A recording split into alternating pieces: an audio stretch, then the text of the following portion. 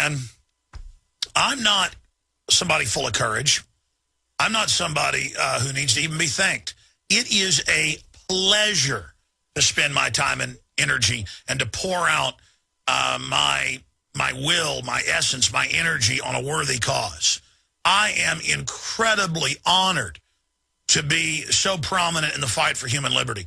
In fact, I don't feel worthy, if you really want to know. That's why when people say how great I am or how good I am, it's actually almost like hot coals being dumped on me, because I appreciate them saying that, but I think, man, I got to do a better job. Man, I've got to work harder. I got to sleep more. I've got to work out more, to be healthier. I've got to do more research. I've got to get more focused. But then I do more work, and then I get exhausted, and then I'm not as honed. I mean, it's a total commitment.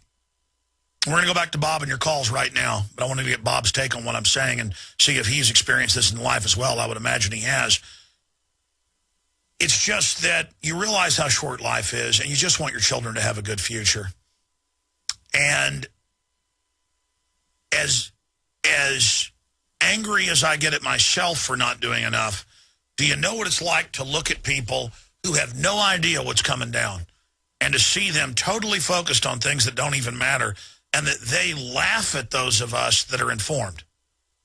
But it's strange. I've also experienced things in life that very few people get to experience. A lot of people want to do something they've never done. It gets hyped up. They think it's going to be magical. It's going to be incredible. And then you get it, and it's not. And for me, the simple things become more and more important every day.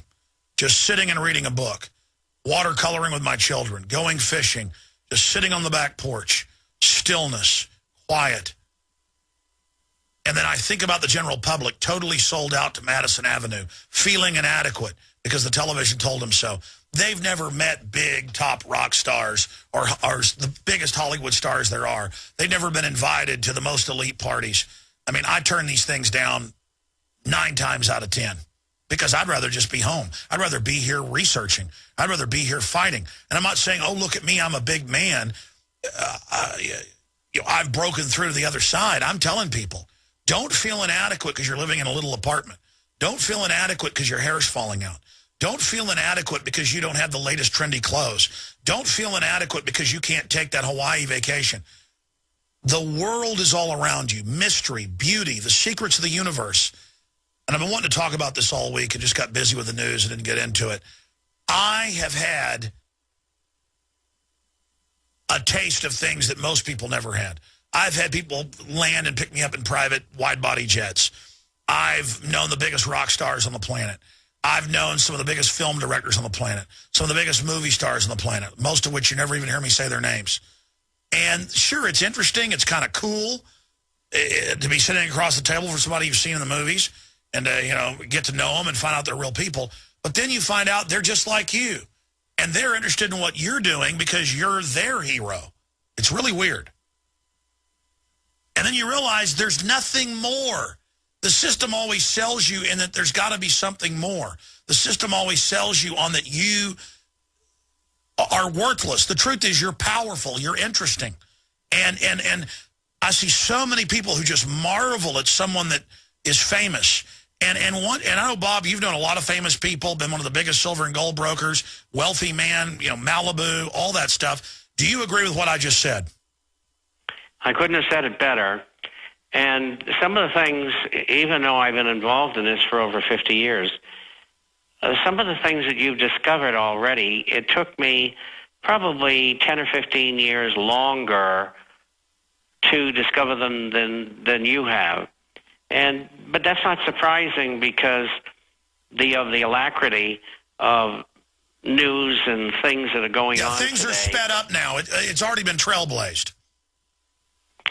You're right. And so I think the bottom line is don't expect too much out of life. Just get the most out of it you can for yourself and your family and your friends. And try to do things that are going to help other people who don't understand what you do. And that's what Alex and I do. Who knows anybody else who spends as long on radio every week at 76 years old than I do? I mean, I love it. Well, exactly. I mean, that's the issue, is that, but it's not even an obsession. It is a total giving over to something. I only enjoy now fighting corruption, exposing liars, and spending time with my family, to the point of now it's not even good for the show that I don't want to call up famous people and get them on, even though it would help the show. I just don't even care. It's like more and more, this whole world and what we're told is important isn't important to me anymore. And it's almost, it's empowering, but it's also kind of crippling in a way, because you start to leave the world. But I'm actually joining the real world. I'm getting away from this fake projection. Do you see what I'm saying? Absolutely. And in, you know, what you'll find, which I did when I was in my 50s, is that the accumulation of things stops, and you become a disaccumulator, and your whole life changes. And I think most people go through that. And as you get older, if you continue in your field, you get better and better. And I think the apex of the average person's life is from 50 onward, because you've had a chance to learn the things that you need to know, whether it's in your profession or the way of life. And yes, a lot of people get passed by, but they don't open the door. You've got to be on a quest to find out new things. I love being with young people. I've lived a long time with older people, and I prefer to be with young people because it keeps you young. You couldn't be more right. And again, I went into this short little piece, and we're going to Nick and Jack and James and a few others here in just a moment, Jeff and Freddie. It's just that I see people so captured by television, so captured by sitcoms, so captured by this fake culture, and they've never attained, most of them, real success, and so that's why they're feeling lacking. And I'm just trying to explain to them, success is going down to the Salvation Army and feeding homeless people on Christmas Eve. Success is painting an oil painting. Success is gardening and growing good carrots. Success is enjoying the beauty of the stars at night. Success is just loving life and being appreciative. And I just see so many people who are so empty. And Bob, I'm the opposite. I can tell you're, like me. I am almost exploding and burning with fulfillment and satisfaction. And then it's torture to see how other people are not. And it's a mind game. And I was already fulfilled to a great extent, but I was really fulfilled once I had a lot of success and met a lot of high-powered people and found out that it was nothing special, that I wasn't missing anything, that I had the Holy Grail all along. Do you see what I'm saying? And you didn't know it, but now you discovered it, and you're right. And, of course, living among famous people, which I did in many places, never mind Malibu, you very quickly find out that they're not much different than you are. It's just that they've reached the apex in their field, and a rock star or whatever, or a great attorney, or so on and so forth. And so you have to take what you can get from life, and then what you learn, transfer it to younger people so that they can know what to expect.